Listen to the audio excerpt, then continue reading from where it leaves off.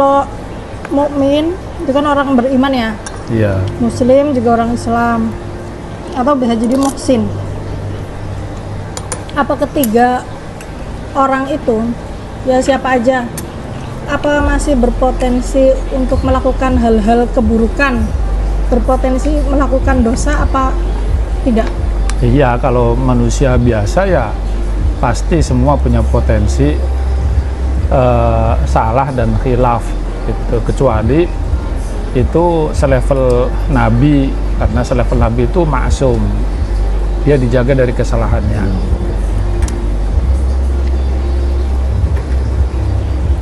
Ya seperti itu.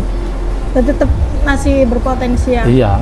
Nah kemudian perbuatan yang buruk sama dosa itu, atau dosa itu disebut ismun gitu ya Bah? Iya.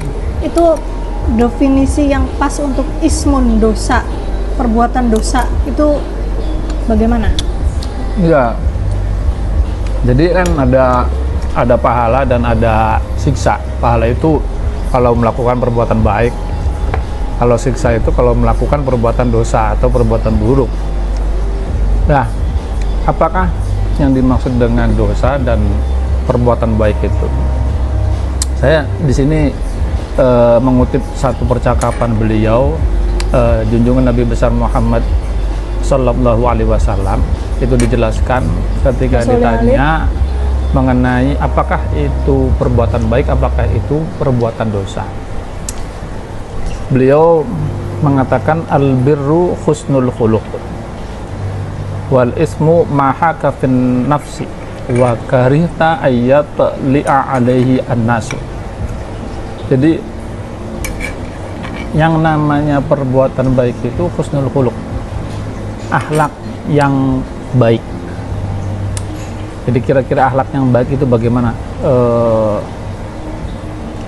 Akhlak yang sesuai Quran apa gimana? Orang diperlakukan oleh seseorang, dia senang secara umum ya, dia senang secara umum, nah itu namanya akhlak yang baik. Nah, kalau dosa al-ismu mahaka fin nafsi wa karihta ayyatli'a alaihi an-nasu. Jadi sesuatu yang meragukan di dalam hati. Kira-kira ini perbuatan yang saya lakukan benar apa enggak gitu. Jadi ada rasa bersalah. Ya, ada jadi rasa bersalahnya di dalam hati. Kemudian wakarihta, dan tidak suka kalau Anda dilihat tidak orang. senang dilihat orang, wakarihta ayat li alaihi an-nasu, dan Anda tidak suka kalau perbuatan buruknya itu dilihat oleh orang lain. Tapi ini standarnya umum, artinya bukan standar pribadi. Secara umum, artinya halayak umum itu melihat bahwa ya perbuatan dosa itu ya tidak baik, merugikan orang lain. Tapi kalau perbuatan baik ya tidak merugikan, orang senang gitu. Ya contohnya sedekah, kira-kira siapa sih yang tidak suka dengan sedekah?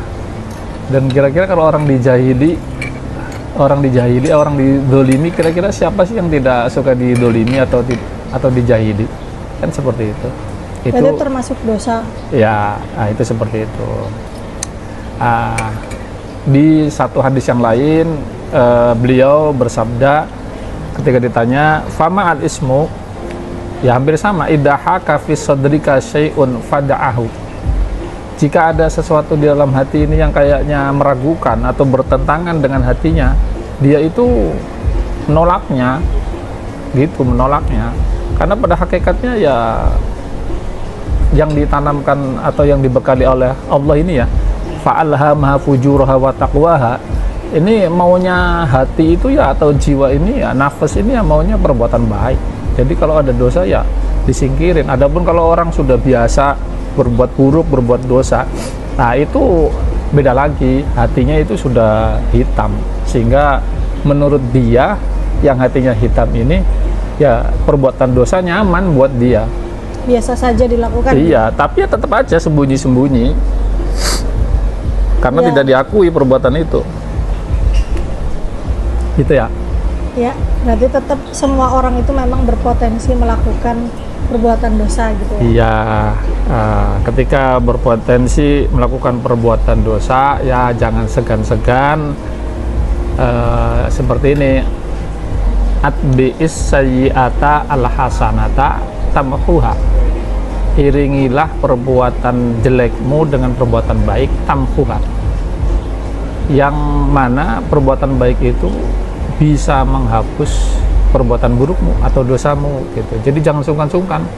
Kalau orang muslim, orang mukmin berbuat salah, berbuat dosa, dia minta ampun kepada Allah, meminta maaf kepada manusia gitu. Niscaya itu menghapus dosanya. Ya. Baik. Yaudah Pak, dilanjut lagi makan. Ya.